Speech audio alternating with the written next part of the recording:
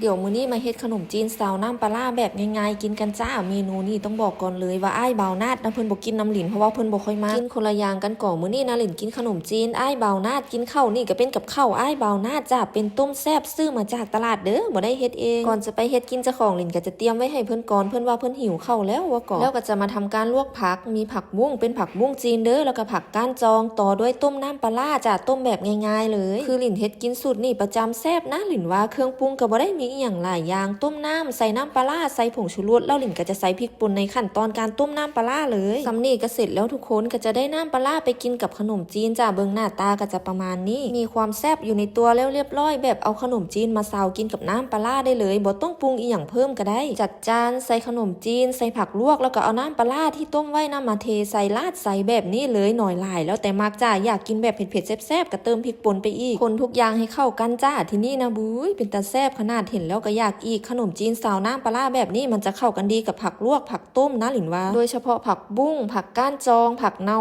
าหรือว่าผักชะอมเด้อเข้ากันดีค่ะมาได้เวลาแล้วมาแซ่บน้ำหลินจ้าที่นี่นะส่วนอ้ายบ่าวนาดนั่นเพิ่นกินข้าวไปก่อนหลินแล้วเด้อทุกคนหิวแห้งว่าก่อนขนมจีนซาวน้ำปลาเฮ็ดกินยามเด็กก็แซ่บจ้าแนวหลินมักกินอยู่แล้วเนาะแล้วก็เฮ็ดแต่สูตรนี่เด้กินนะหลินว่ามันง่ายดีแล้วก็แซ่บนะแล้วที่เห็นหลินใส่ชุดนอนนี่คือเลิกงานมาแล้วเปลี่ยนเสื้อผ้านะโมเมนต์เพิ่งตื่นนอนเด้ออย่าเข้าใจผิดสำหรับคลิปนี้ก็ไปแล้วจ้า